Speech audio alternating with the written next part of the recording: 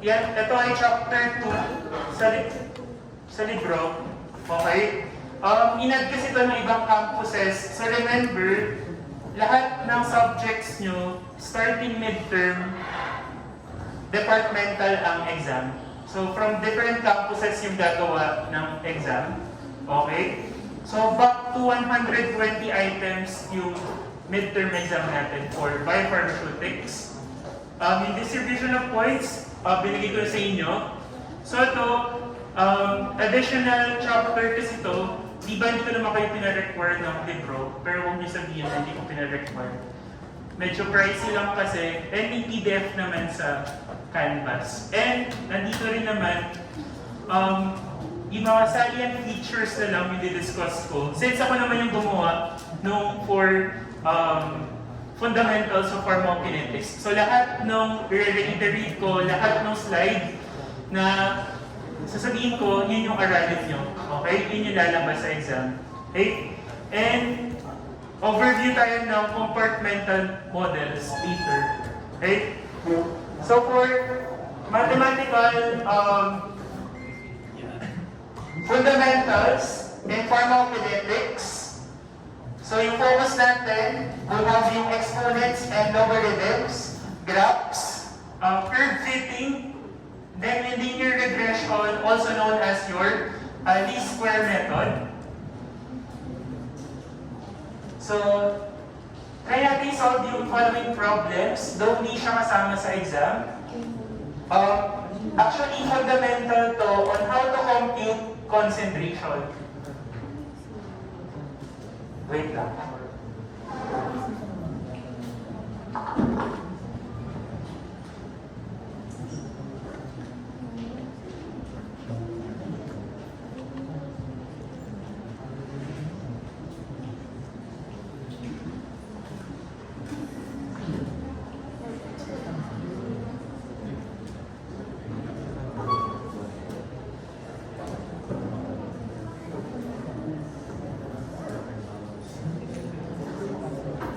So a drug solution has a concentration of 50 mg per ml.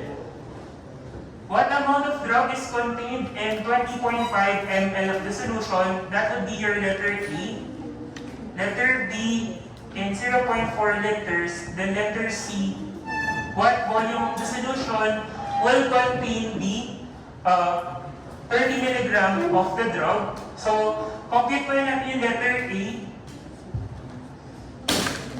So for letter A, to compute for the amount of drug, so just simply multiply the quantity or yung volume natin in milliliters dun sa given concentration. So we have 20.5 ml multiply to the given concentration. Ano yung given concentration? 50 mg per ml. Cancel milliliters. 20.5 times 50, what would be the answer? 1,025 milligrams. Okay? So, ganun din for letter B. Ano lang yung difference? I-convert muna natin yung 0.4 liters to milliliters. Okay? Diba yung 0.4 liters? How many multiply? For every 1 liter, how many ml? 1,000 ml.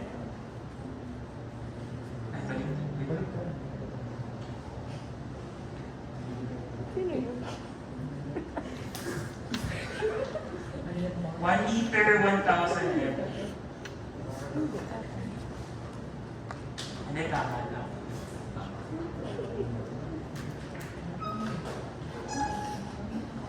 So you have 0.4 liter. For every 1 liter, we have 1,000 ml. Paki-multiply, 0.4 times 1,000, ilang ml? 400 ml. Then multiply lang natin dun sa given concentration, which is 50 mg per ml.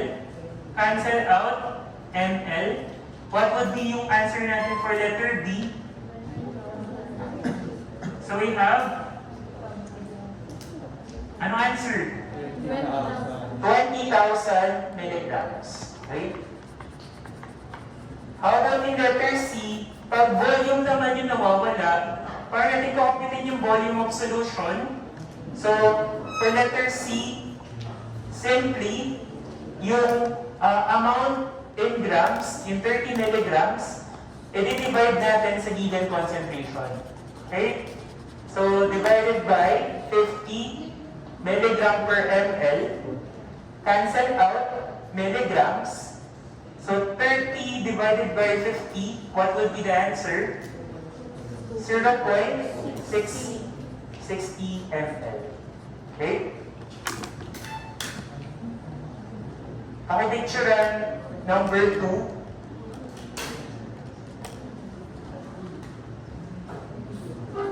For number 2, if 20 mg of log are added to a container of water, what would be the resulting concentration? Or result in a concentration of 0.55 per liter. So, ang hinahanap natin would be yung volume ng water in the container. So, we have 20 milligrams. Hinahanap natin yung volume of water in liters. Okay? Paano gagawin natin? Using dimensional analysis, i-multiply natin dun sa given concentration. So remember, kailangan nasa taas yung 1 liter, then 0.55 milligrams. Para ma-cancel out yung milligrams. 20 times 1, so we have 20 divided by 0.55. How many liters yung volume of water? 36.36 liters. So don't worry, di naman ito kasama sa exam. Okay? Basic principle lang yan sa concentration. So take note yung mga succeeding slides. So we have yung expression na N is equals to Bx. X, that would be your exponent. B, that would be your base. Then yung N, capital letter N, that would be the number when B is raised to the x power. So for example, we have 10 cubed or 10 raised to the third power. Di ba pag 10 raised to the third power or 10 cubed, you have to multiply yung 10 to itself thrice, okay, or 3 times. So we have 10 times 10 times 10, so we have 1,000. So remember, 1,000, that would be our N. Yung number 3, that would be your exponent. Then yung number 10, that would be your base.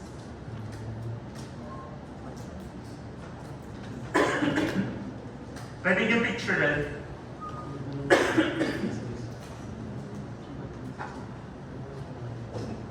Next, we have logarithm. Okay, pag sinabing log, di ba mayroong ibang cycle na pag i-press nyo yung log, mayroong box na maliit na parang subscript.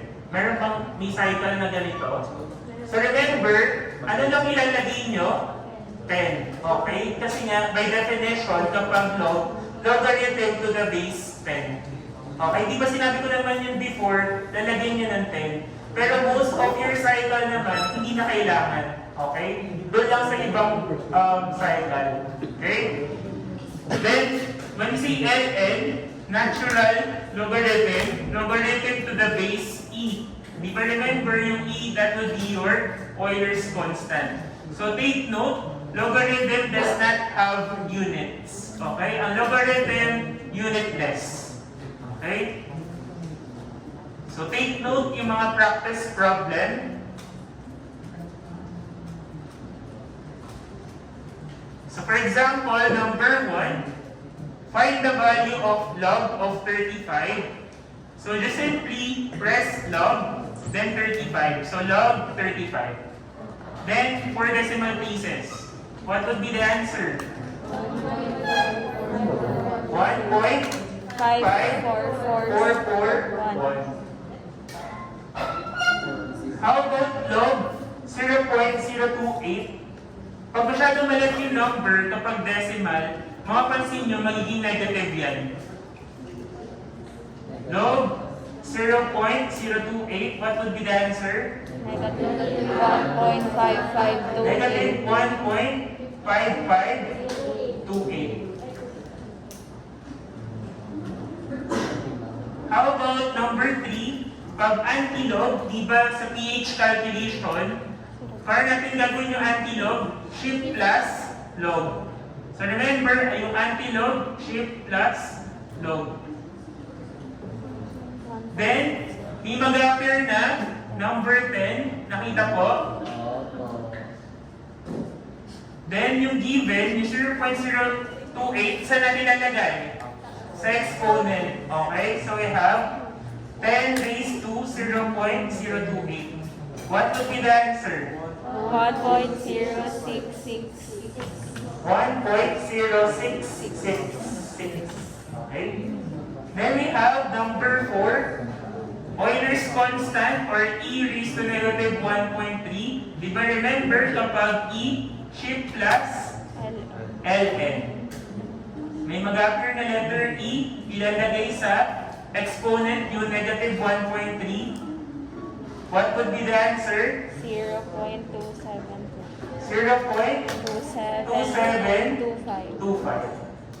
Then don't forget yung number 5, lalabas din to sa exam. So 25 is equals to 50, Euler's constant, negative 40. You have to solve for the k. So try to solve, plus 5. Walang magugugal ah. Try nyo lang.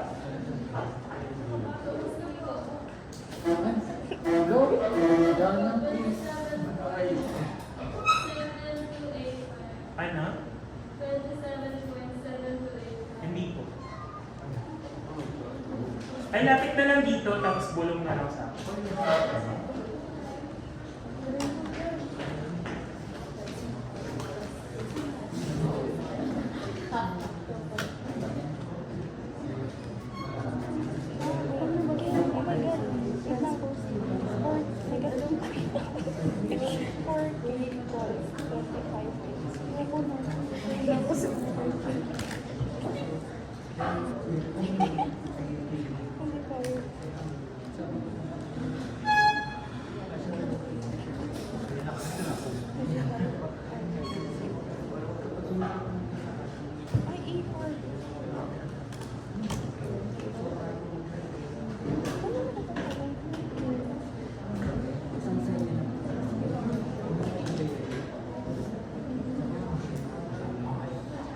Minakon.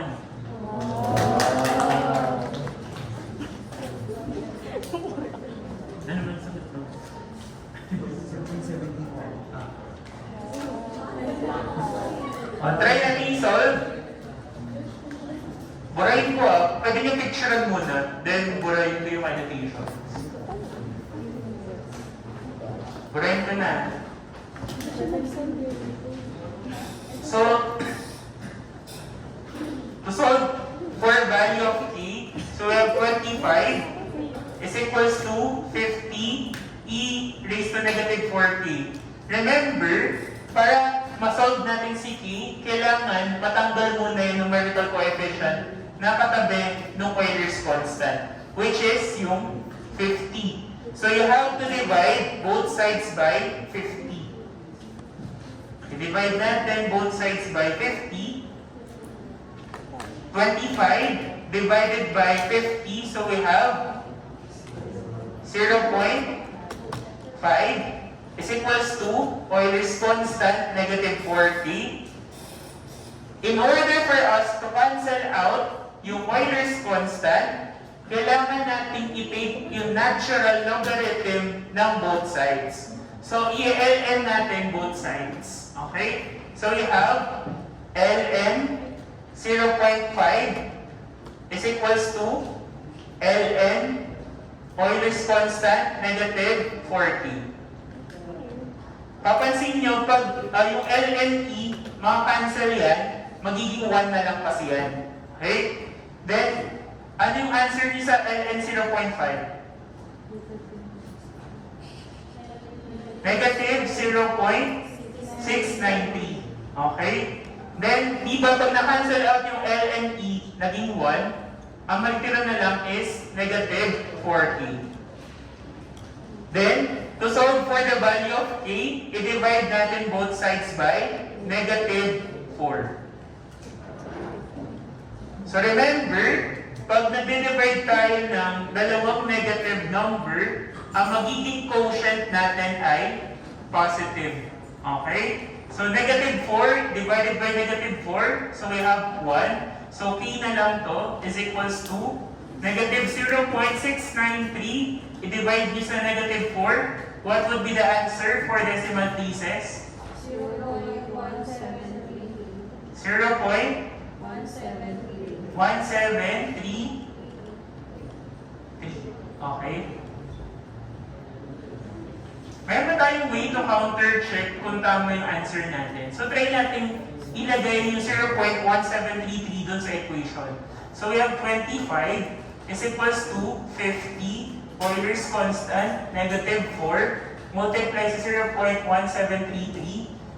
So dapat itong expression na to, pag kinompute nyo, 25 dapat, or 24.99 yata yung lalabas dyan. Tama po ba? If 24.99 or 25, normal lang yun since nag-round up tayo. Okay? Kaya 24.99 or 25, so ibig sabihin, tama po yung answer natin. Okay? Naintindihan po? Then, the rest ay puro theoretical na. So, for the graphs, tandaan nyo yung independent variables, nilalagay sa x-axis. Okay? Ano ba yung nilalagay natin sa x-axis? We have time. Okay? Yung time natin ay independent variable. Then, for dependent variable, ano ba nilalagay natin sa y? Concentration. Okay? So, yun yung tandaan nyo. So, remember, yung drug concentration is dependent variable. Kaya nga siya plotted on the y-axis. Di ba remember, way back senior high or high school, di ba yung algebra nyo, yung y-axis, it is also known as your ordinate. Okay? And yung x-axis, also known as your abscissa. Okay? So remember, time, independent variable. Yung drug concentration, dependent variable. Then, we have two types ng graphs. Diba? Yung usual, yung concentration versus time graph. Ito yung ginagamit natin, yung Cartesian or rectangular coordinate. So remember, kapag yung concentration ay express natin in terms of logarithm, log concentration versus time, ang gagamitin natin ay semi-logarithmic graph or graph T. Okay? Pag Cartesian or rectangular, concentration versus time. Kapag log concentration versus time, so we have semi-logarithmic graph or yung graph taper. Okay? So, yung curve fitting, good to know lang naman to, yung good curve fitting. Yung important dito, yung naka-bold dito, so we have, if the relationship between x and y is linearly related, then the relationship between the two can be expressed as a straight line. Diba? Kaya nga pag linear equation, linear regression, straight line. Okay? Then, pakitandaan yung mga graph for the slope. Diba? This would be our linear equation. Y is equals to mx plus b. Remember, y, ang counterpart niya ay concentration is equals to yung slope natin, anong counterpart? Constant. Yung x, that would be your time. Then remember, yung y-intercept, anong counterpart niya? sa zero order or sa first order, Concentration. that would be your C0 or initial concentration. Okay? So maraming nalilito sa unit. Tandaan nyo, kapag first order rate constant, it should be per hour, hindi po micrograms per ml per hour. Kanina ba yung micrograms per ml per hour? Kay zero order rate constant. Kapag first order rate constant, it should be per hour. Naintindihan ko? Yun yung common na mistake dun sa quiz natin last time. Diba? Okay. Pakitandaan ko yung graph ha. So, remember, kapag greater than 0 yung slope natin, ibig sabihin, 1, 2, 3, so on and so forth, ito yung magiging graph natin. Ito. Then, if yung slope natin ay 0, horizontal line lang. Okay? Then, if yung slope natin ay less than 0, ibig sabihin, negative yung slope natin, so pababa. Okay? Tandaan po yung mga graph. Pag greater than 0 or mga positive integer, 1, 2, 3, 4, 5. So ito yung graph natin. Kapag horizontal, 0 ang slope. Kapag negative ang slope, okay, pababa ang trend. Then we have yung linear regression, also known as your least square method. Pakitandaan po yung mga synonyms. Okay? For example, independent variable, it is also known as your input factor or X factor. Okay? So remember, kapag independent variable, also known as the input factor or X factor. Nakita naman sa ano. Then, independent variable natin, so remember, also known as the output variable, an outcome, or the Y factor. Okay, pakitandaan po yung mga synonyms. Then, yung linear equation natin.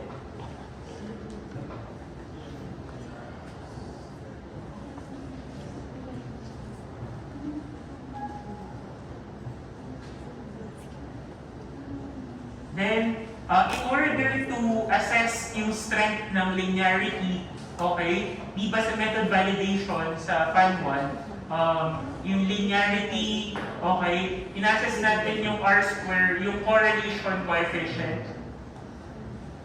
So don't worry, hindi naman tayo magpa-plot ng beta, okay, sa Fan 1. Hindi nyo na ito kailangan isaduhin, yung how to compute yung slope and yung y-intercept using yung this equation. Yung summation x, summation y, di na po ito kasali. Okay? Pinapakita lang dito how to graph yung data using Microsoft Excel. Okay? So with the use ng Excel, pwede natin mag-plot yung linear equation din, then makakompute din natin yung R-square, yung correlation coefficient. Preferably, dapat ito ay as much as possible close sa 1. Kaya mapapansin nyo, pag perfectly linear yung data, 0.98, 0.99, basta malapit sa 1, okay, perfectly or almost perfect na linearity. Okay, kapag yung R-square ay malapit sa 1. Ayan. Yun lang naman yung important dito sa fundamentals. Then, yung units po, nasa rate and order of reaction din to, yung mga units po. I-take note. Nasend ko yung handouts. Yung recorded discussion po later na lang. Then, overview tayo saglit. Mga 6:45. Tapos tayo. Overview lang tayo ng yung nasa record. Actually, yung nasa recorded discussion ay 2 hours. Pero, as I mentioned, di ba kung babasahin niyo yung distribution of points, computation na lang, di ba? So, ang gawin niyo na lang, try to solve yung mga problems dun sa compartmental models. Then, yung mga answer, okay, lahat yun nasa recorded discussion. Okay? So, reiterate natin yung mga important na nadagdag sa Open 1 compartment and sa Open 2 compartment. So, share ko lang yung slide.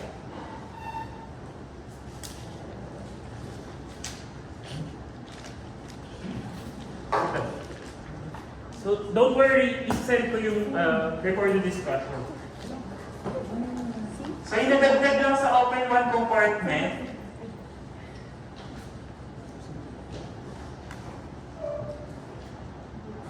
this one, yung volume of distribution. So, para mas madali nyo maalala, wag na ito yung gamitin nyo. So, instead of this formula, so kindly rewrite VB is equals to dose over initial concentration. Para mas madali nyo siya maalala, isa DDO over CPO. Yung CPO ay CO lang din yun. Kasi, ni-reiterate lang niya na nasa plasma na ku-quantify yung drug natin. Okay?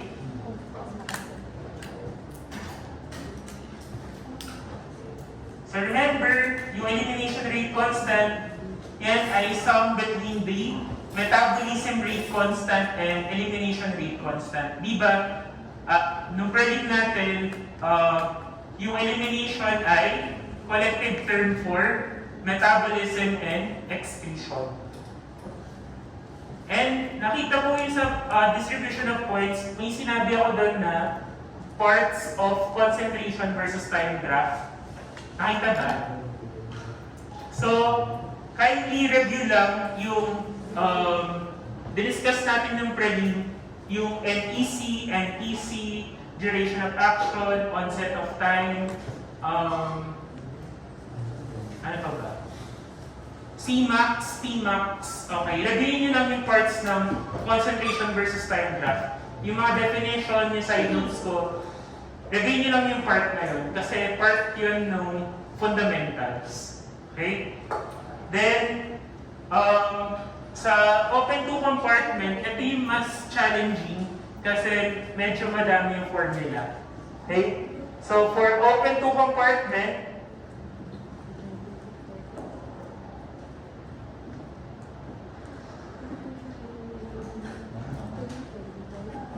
usually, makikita nyo sa problem, ito. Given naman to, itong equation na to, then pinapakompute sa inyo, for example, yung VP, okay? Baka nabibilisan kayo, overview lang to nung nasa recorded discussion. Okay? Yung VP, that would be your volume of the central compartment. Yung VP, that would be your volume of peripheral compartment or yung tissue compartment. Since yan ay volume, in liters yan. Okay? Ang unit natin dyan ay liters. Okay?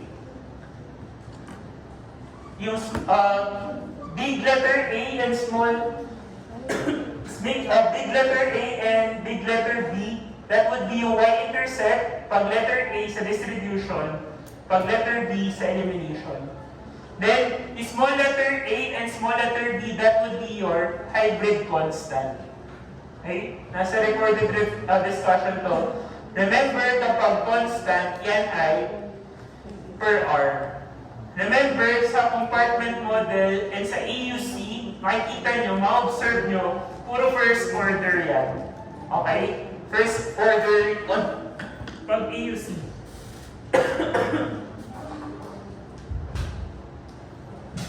Then, huwag yun itong aralin, itong nandito, kasi usually given naman to, yung A and B. So, ito yung important, yung tatlong formula dito. Ito yung transfer constant T12. Pag T12, ibig sabihin from compartment 1 to compartment 2. Pag T21, compartment 2 to compartment 1. Then, di ba pag K lang or KEL, that would be your elimination rate constant. Need nyo kasi yan kasi need nyo mag-compute ng half-life. Okay? Meron naman mga sample problems dito. Paki-check po yung recorded discussion. Try lang natin. So for example, ito yung pwede nyo ma-encounter sa exam. Nakaganyan siya. Okay? Siyempre sa exam, may choices. May choices yung mga computation. Okay?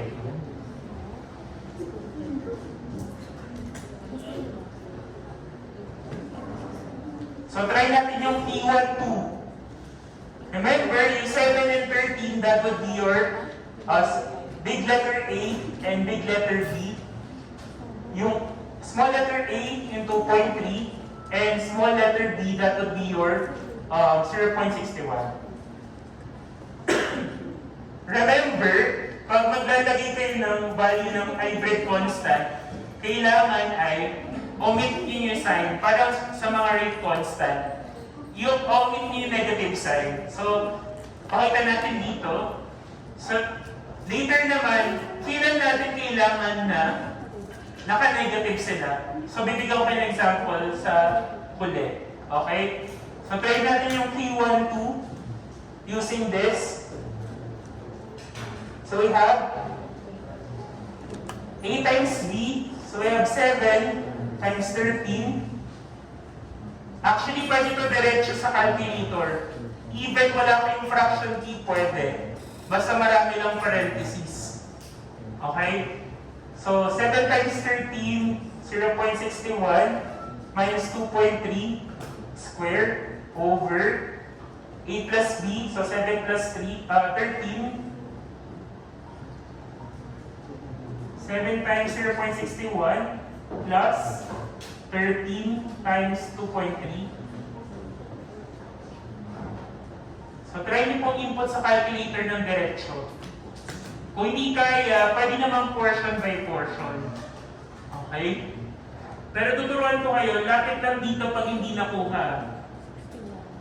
Sa cycle, tuturuan ko kayo kung paano yung diretsyo.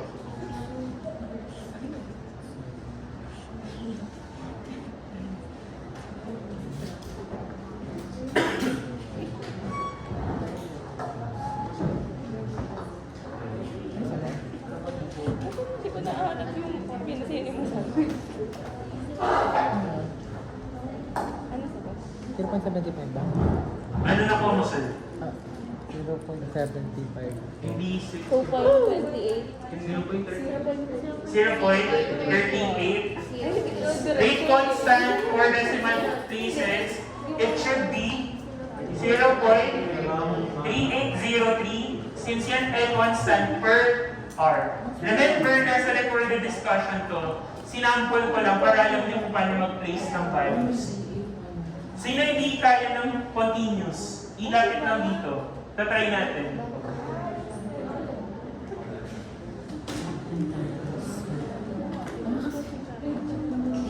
Kung hindi kaya, pwede po work portion by portion. So for example, 7 times 13, i-multiply niyo muna yun. Then, input niyo. Ikaw, sir.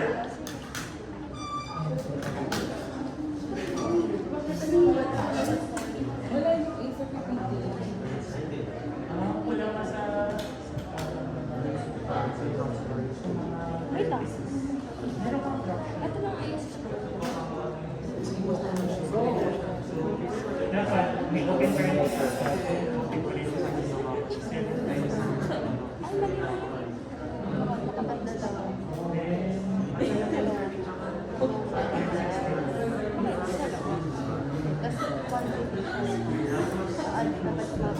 Hindi. Magkakaano mo na yung pa-action mo na yun. Oh, yeah. That's right.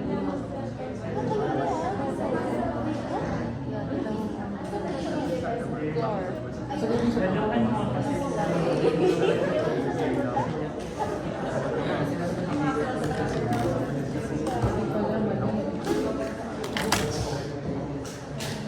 Hindi.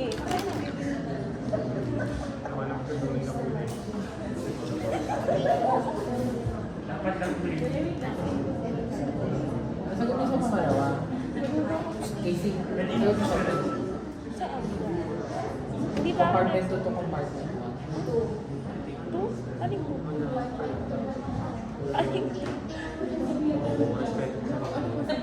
Di ba kami nagsagot?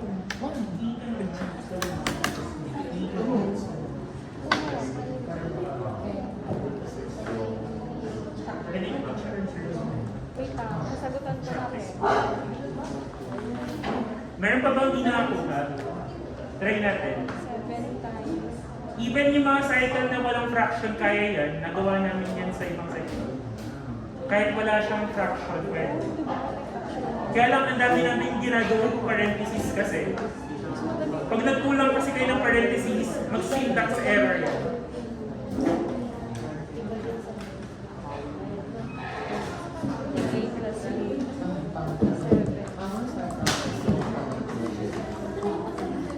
Ano, 1.71? 170.8, 170.85. So, Open parentheses ka. Another cycle. 7 times. Picture mo ano naman.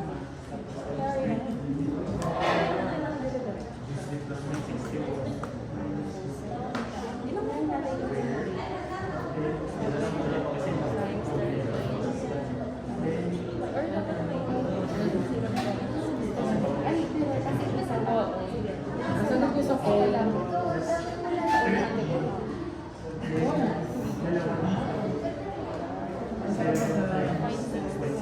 Yes. Faster plate. Doon meron pa naman ano. Bakit yung ginagawa mo ganun diretso? Hindi, tinatry lang namin. Nasa subtrier eh. Ano ba, ikaan ko?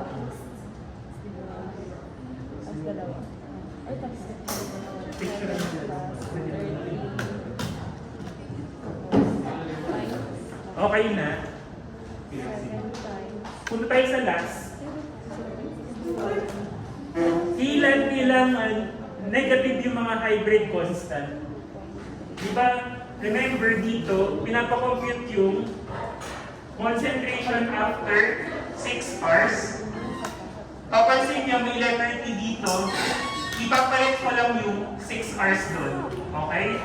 So, punta tayo doon. So, ibig sabihin, 7 E negative 2.3 times 6 plus 13 E negative 0.61 times 6. Try me solve to. What would be yung concentration after 6 hours?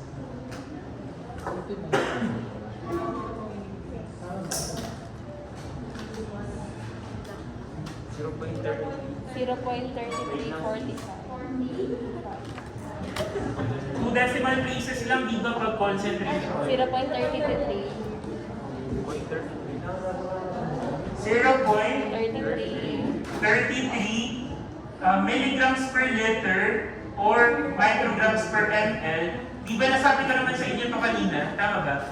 Yung milligrams per ml, yung milligrams per liter, it is numerically equivalent sa micrograms per ml.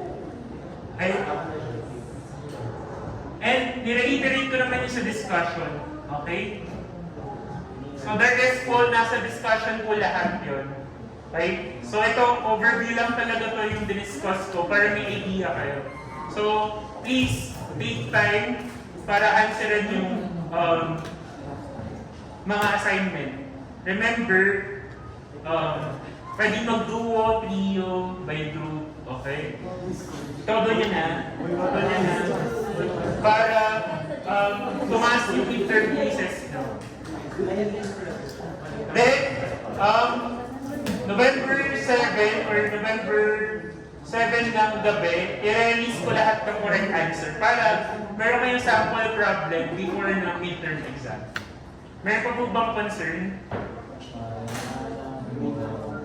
So remember, 60% dun sa midterm assignment number 1, 60% dun sa assignment number 2. But remember, yung 25 points na yun, assignment pa rin yun. Ibig sabihin, dual purpose lang yung assignment. May assignment na kayo, may quiz pa kayo. Okay? Naintindihan ko, dual purpose po yung midterm assignment number 1 and 2. Okay? Yung access code doon sa pangalawang assignment ay ship LN. I-forward ko na lang later. Ship LN na all caps. Ilalagay ko sa GC natin yung recorded discussion and access code. Yun lang, class dismissed.